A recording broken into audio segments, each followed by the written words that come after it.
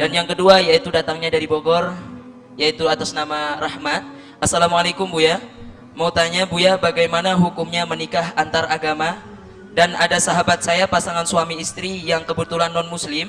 Alhamdulillah sang suami mendapat hidayah sehingga dia masuk Islam, sedangkan istrinya tetap pada keyakinannya yaitu non muslim ya.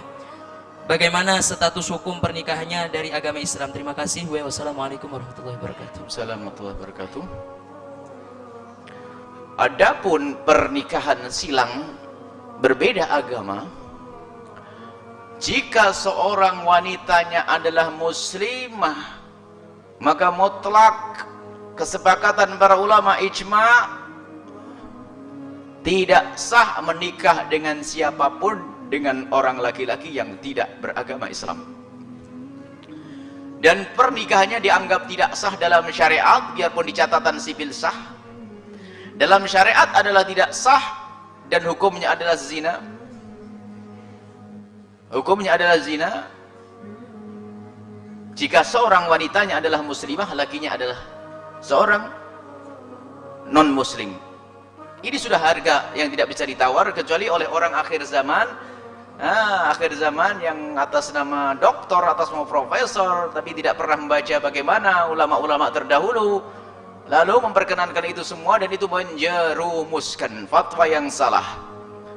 Cuman di sisi lain dalam hal ini kita juga harus memperhatikan keadaan, sebab ada yang mengadu kepada kami, ada seorang wanita, dia adalah muslimah, dia menikah dengan seorang non muslim, dan sudah terjadi ini, dan waktu menikah pun dia tidak mengerti.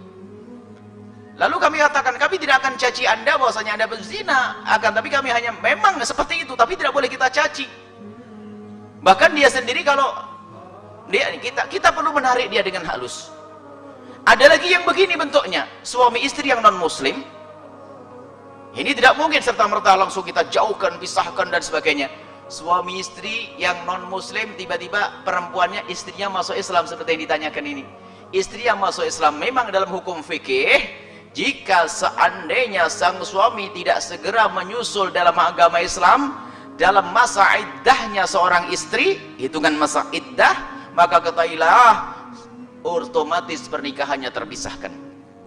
Itu kan hukum. Dan wanita tersebut tidak boleh digauli oleh bekas suaminya kalau dia sudah masuk Islam. Ini kan begitu hukumnya. Cuma tidak semuanya orang mampu. Bahkan ada seorang wanita yang, saya belum berat, saya pengen masuk Islam, tapi sisi lain kalau saya pisah dengan suami saya belum bisa. Suami saya baik, cuman dia belum dapat hidayah dari Allah. Saya punya anak banyak, bagaimana Buya hukumnya? Masuk Islam dulu saja, sebab keislaman lebih mahal. Masuk Islam dulu, lalu urusanku dengan suamimu bagaimana? Nanti pelan-pelan, pelan-pelan. Jangan langsung pisah dari suamimu, nggak masuk Islam nanti jadinya. Islam mahal. Jadi ajari dulu masuk Islam, perlahan, kemudian setelah kamu masuk Islam, berperilaku yang lebih bagus dari sebelum kamu masuk Islam. Semoga dengan itu semuanya suami akan tertarik dan sebagainya. Baru kita kuatkan hatinya untuk berpisah. Memang sebetulnya setelah masuk Islam, dia tidak boleh bergaul dengan suaminya, bekas suaminya, karena suaminya non muslim. Begitu hukumnya. Akan tapi lihat, ngukur keimanan seseorang kan nggak ada yang tahu, nggak ada yang bisa. Belum tentu dia kuat. Yang penting selamat dulu deh.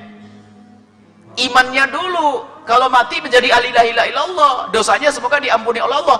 Tapi ingat, ada sebagian orang tuh dengan kekerasan, harus kau bisa pergi dan sebagainya. Tidak mampu dia. Akhirnya, sudahlah kalau begitu balik sajalah saya. Ya, tapi jelas kalau hukum jelas. Hukumnya adalah jika salah satu masuk Islam atau sebaliknya. Nah, kalau sebaliknya begini, laki-lakinya muslim, kemudian wanitanya adalah non muslim. Kasus yang berbeda di antara yang dari awal menikahi non muslim atau salah satunya masuk Islam, beda ceritanya.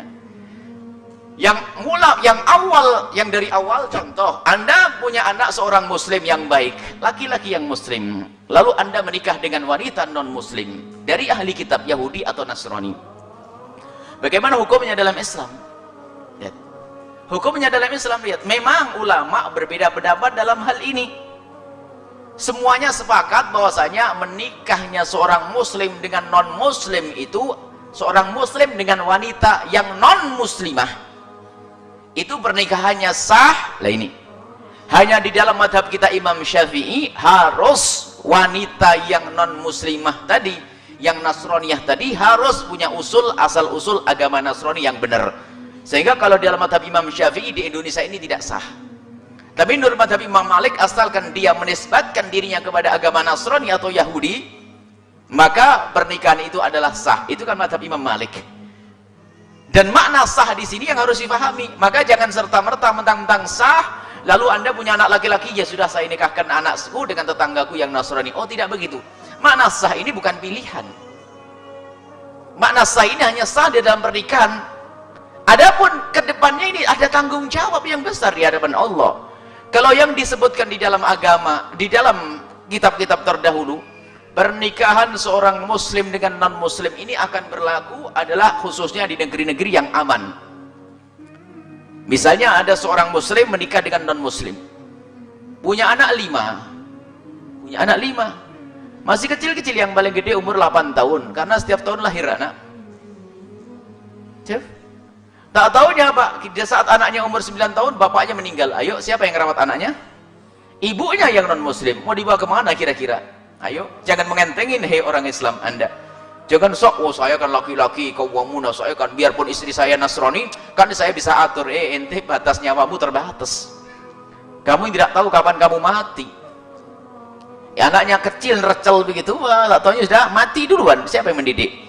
Akan tapi dalam negara yang atas dasar Islam, maka di saat ada seorang laki-laki menikah dengan wanita non muslim, lihat, sangat dilindungi. Kalau seandainya laki-laki meninggal dunia, hak asuh anak nanti diselesaikan oleh negara agar tetap sesuai dengan agama bapaknya, sehingga tidak ada di situ upaya-upaya untuk menikah hanya untuk menarik anaknya masuk agama lain.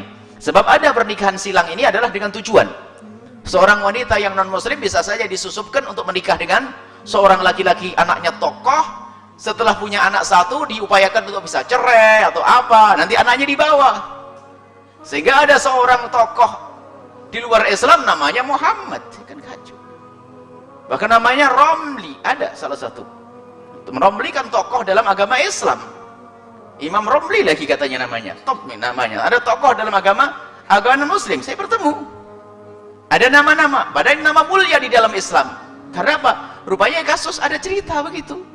Menikah, seorang muslim menikah dengan non muslim, wanitanya bukan muslimah, kemudian setelah punya anak 1 atau 2 langsung membuat masalah, lalu cerai. Anaknya dibawa, dicetak untuk menjadi seorang tokoh agama, kan bermasalah nanti.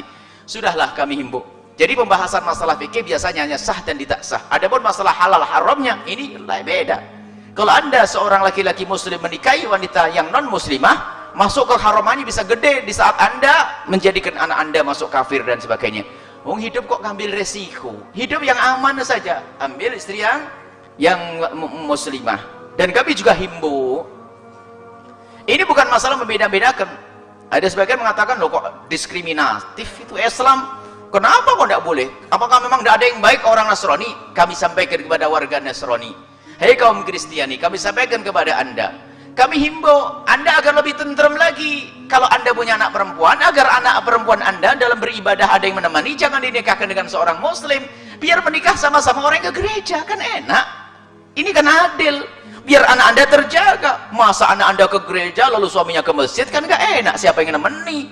Anak Anda yang anak Anda perempuan ke gereja, suaminya hadir majlis, gak enak. Hei orang Kristiani, ini kan yang adil, nggak usah dipaksa-paksa. Ini bukan masalah diskriminatif, demi ketentraman, keserasian dalam hidup. Jadi pernikahan kawin silang adalah kalau perempuannya yang muslimah, lakinya non muslim adalah tidak sah. Akan tapi ini perlu penjelasan panjang lebar jika memang terjadi dalam kenyataan. Kenapa? Keimanan adalah nomor 1. Kemudian jika yang muslim adalah kaum laki-laki, wanitanya adalah non muslimah, maka ketahuilah di sini para ulama juga mengatakan tidak boleh, mengatakan boleh kalau dari ahli kitab, tapi bolehnya itu bukan berarti tidak ada dosa di dalamnya, sebab di sana adalah masalah pendidikan dan tarbiyah. Adapun khusus madhab kita Imam Syafi'i untuk kaum Nasrani yang ada di Indonesia, karena bukan dari asal Nasrani yang asli, tapi dari perpindahan agama, mungkin dari Hindu, dari Buddha ini, maka itu tidak dianggap sebagai ahli kitab yang boleh dinikahi. Lalu bagaimana? Ya biar mereka menikah dengan sesama mereka saja dah, biar tentem ayam, nggak usah Anda ribut-ribut. Kayaknya orang Islam nggak ada. Indonesia berapa ribu kaum muslimat, Kok kehabisan, hei anak-anakku semuanya, kaum laki-laki yang mendengar suara ini? Nggak usah bingung, wanita muslimah banyak kok. Anda bingung wanita non muslimah. Baik, ini saja, wallahu a'lam bissawab.